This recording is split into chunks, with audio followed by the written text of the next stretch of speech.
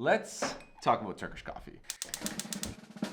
It's a brewing method with over 500 years of history, and believe it or not, it's actually still growing in popularity to this day. The last 2 years I've been doing quite a deep dive into the Turkish coffee culture, learning how to brew it for myself from the streets of Istanbul, tours around Turkey, bringing it back home here in Barcelona, the coasts of Canada, expos in Japan, and I even learned how to brew one of these on the bike. If you want to see that video, I've left the link down in the description. I saw all these different traditional styles from hot coals, hot sand, even the gas stoves that are typically on every corner. But I also explored the more modern approach, so meeting some of the world's top competitors in the Cezve Ibrik championships. So today, let me show you what I've learned and what I think is the ultimate Turkish coffee recipe for beginners. So all we need is our copper cezve, some water, Turkish coffee, finely ground, and of course, some heat. So let's bust out the burner.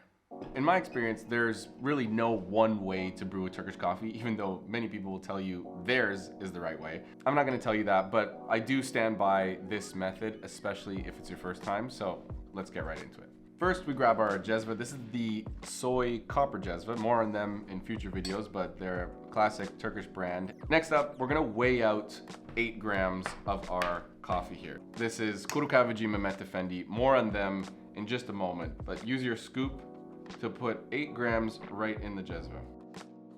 With this dose, I like to use an easy 1:10 ratio. So we can actually weigh it out to around 80 milliliters. And that'll fit perfectly into our nice little Turkish coffee cup here. We'll set that aside. And this actually leads us to our first Turkish coffee controversy. I know some of you are already squirming in your seats because you saw me pour warm water from a kettle into my cezve. So starting with hot or cold. Now this is more warm, it's around 70 degrees, and there are good arguments for both, okay? So if you're starting with cold water, maybe this is more commonplace in a kitchen where you don't have a kettle, you don't have hot water available all the time, you just have your cezve. It will heat up over the flame, right? But it's gonna be a much more slow, gradual brew. This might bring out certain flavors in the cup of coffee. I leave that to you, leave it in the comments. In my experience, starting with hot water just kind of jump starts the brew. And I've noticed that a lot of the coffee competitors also start with warmer water. I think this just makes it more practical in competition, but it also makes it easier on a day-to-day basis because it just cuts down the brew time quite a bit. Let's pop that on here and light it up.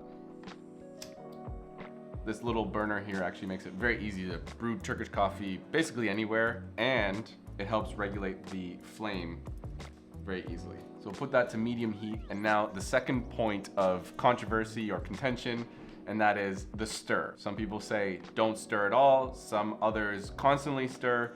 I'm somewhere a little bit more in the middle for logical reasons. So I want the coffee to be fairly warm so that the grounds do start to unclump.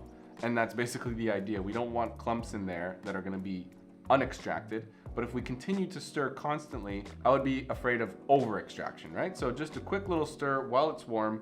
But while that brews for a minute, let me tell you about today's video sponsor, which is actually the Turkish coffee brand itself, Kurukahveci Mehmet Efendi. They've been around for 150 years now, as you can see, 1871. And they were actually the first private business to sell both roasted and ground coffee to the public. And so the reason why they still sell in cans like this is for people who want to brew Turkish coffee at home, but they don't have maybe a fancy grinder or any other type of equipment. So this is their Turkish coffee, which people around Turkey and around the world still enjoy. But they also sell coffee for filter and even whole beans for espresso, or mocha pot, or whatever piece of equipment you love using at home, you can use their coffee. And I'm honored to bring this age-old tradition to you today with our classic Turkish coffee recipe. But let's get back to the brew before it foams over. All right, our foam is coming up quite nicely here. We can just cut the flame, boom, there we go. This is actually a left-handed cezve, so pour it right in the cup. Like that. We got our Turkish coffee. Nice and steamy. Grab our plate, a little bit of sophistication here. And now we wait. And this is actually a really important part of the Turkish coffee recipe. You wanna leave it for a good minute or two before you start sipping, mostly because it's too hot, but also because the grounds are so fine and we're not using a filter here, we're waiting for them to settle to the bottom of the cup so we can just sip off the top.